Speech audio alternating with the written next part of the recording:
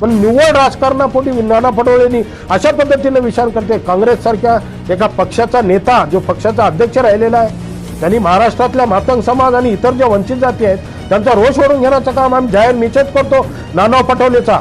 आणि त्यांना जर त्यांच्या राजकारणासाठी जर असं विधान केलं असेल तर त्यांच्या मतदारसंघामध्ये जाऊन महाराष्ट्रातला मातंग समाज त्यांच्या मतदारसंघात उभा करून विधानसभेची पायरी बघू देणार नाही. अनुसूचित जातीच्या वर्गीकरणाची लढाई बाळासाहेब आंबेडकरांनी संपवावी, या महायुती सरकारची द्यायची वर्गीकरण करण्याची प्रबळ इच्छा आहे. पण त्यांच्या इच्छेला त्यांना अडथळे निर्माण न करण्याचं काम असं प्रशासकीय पातळीवरून केलं जात आहे. म्हणून आम्ही त्याला आमचा स्पष्ट विरोध आहे.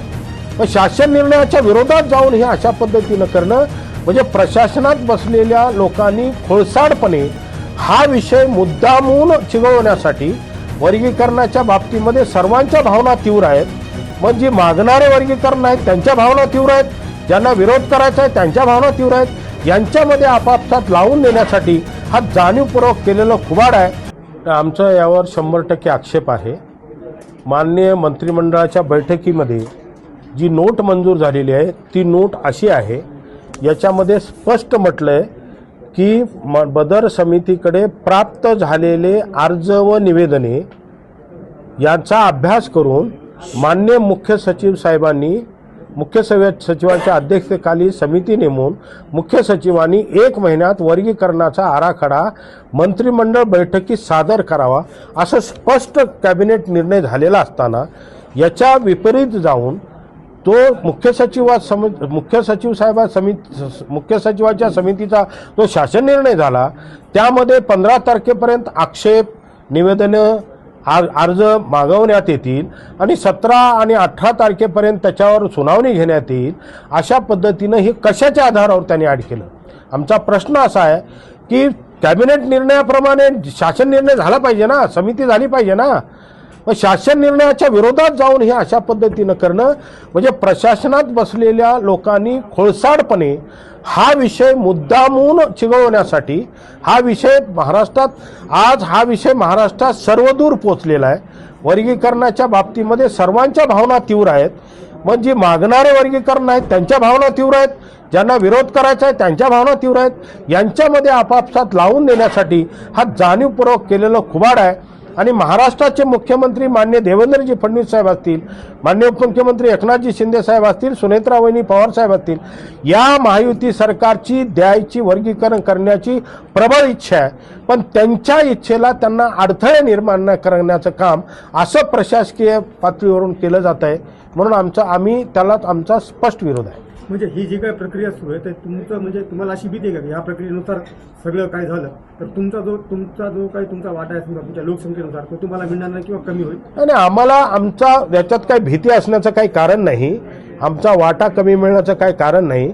1/8/2024च्या सुप्रीम कोर्टाच्या जजमेंटमध्ये स्पष्ट मान्य चंद्रचूड साहेब मुख्य न्यायमूर्ती आणि मान्य भूषण गवई साहेब आणि इतर त्यांना मदत केलेली म्हणजे त्यांच्यासोबत असलेली 4 लोक म्हणजे 6 विरुद्ध 1 अशा पद्धतीनं सुप्रीम कोर्टाचं जजमेंट झालेलं आहे. त्या 6 लोकांनी स्पष्ट सांगितलेलं आहे, एखाद्या अनुसूचित जातीतल्या मागासलेल्या जर 60-70 वर्षांमध्ये ते मागं राहत असेल तर त्या मागासलेल्या जातीला त्या प्रगत जातीसोबत आणण्यासाठी त्यांना स्वतंत्र असं आरक्षणाचं प्रोव्हिजन करता येते. मागासलेपण हे त्यातलं बेस धरून लोकसंख्या सेकंडरी आहे, पण मागासलेपण हे त्यांचं आहे. त्या मागासलेपणाच्या आधारावर त्यांना स्वतंत्र आरक्षण द्यावं किंवा त्याच्यात वर्गीकरण करावं असं 1/8/2024च्या सुप्रीम कोर्टाच्या जजमेंटमध्ये आहे. त्यांनी वाचून घ्यावं, त्यात काय लिहिलेलं आहे. त्याप्रमाणे केलं तर आमचं कुठलंही नुकसान होणार. आमचं म्हणणं एवढंच आहे की हे विषय लांबवत आहेत मुद्दामून, आणि एकदा विषय लांबल्यानंतर त्यात इकडून फाटे तिकडून फाटे त्याचं राजकारण होते. मग दुसरा कोणतरी, आता नाना पटोले साहेबांनी याच्यामध्ये निव्वळ राजकारणासाठी सांगितलं. त्यांच्या विदर्भामध्ये आरक्षण विरोधी जे आज वर्गीकरण विरोधी गट आहेत त्यांची संख्या जास्त आहे. त्यांना राजकारण तिथं करायचं आहे, त्या समाजाची त्यांना मतं घ्यायची आहेत.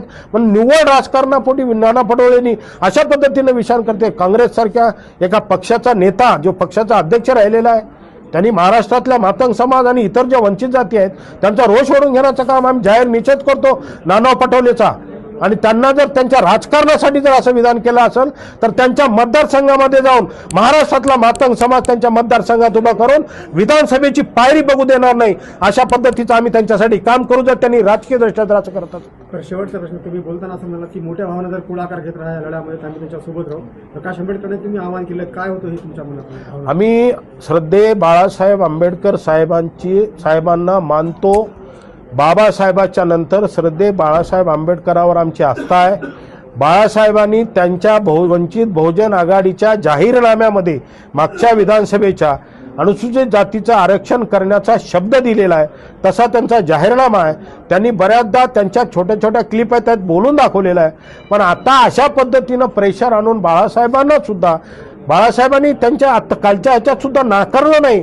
वर्गीकरण होत राहील हे शब्द आहे बाळासाहेबांचं, वर्गीकरण होत नाही, पण त्यांनी त्या ह्याच्यावर प्रश्नचिन्ह निर्माण केला. पण बाळासाहेबांना हात जोडून विनंती आहे, बाळासाहेबांनी चेन्नईच्या 2004च्या चेन्नईच्या केसचा रेफरन्स घेतला.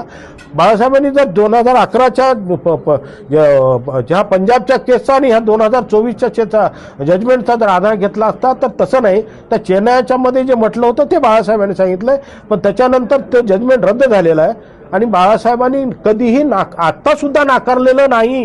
त्यांचे शब्द तुम्ही ऐका, आम्ही ऐकलेत त्यांचे शब्द. आम्ही बाळासाहेबांकडे आमचं विनंती आहे, बाळासाहेबांना आव्हान आहे, बाळासाहेबांना आम्हाला बोलवा, सकल मातंग समाजाच्या आमच्या टीमला बोलवा, आम्हाला बोलवा, आम्ही तुमच्यासमोर बसायला तयार आहे. त्याच्यात काय अडचणी आहेत, काय मार्ग काढता येते ते तुम्ही ठरवा. मोठे भाऊ म्हणून, आमचे कारभारी म्हणून तुम्ही पुढाकार घ्या आणि अनुसूचित जातीच्या वर्गीकरणाची लढाई बाळासाहेब आंबेडकरांनी संपवावी, हा विषय संपवावा, असं आमचं बाळासाहेब आंबेडकर साहेबांना आव्हान आहे, विनंती आहे.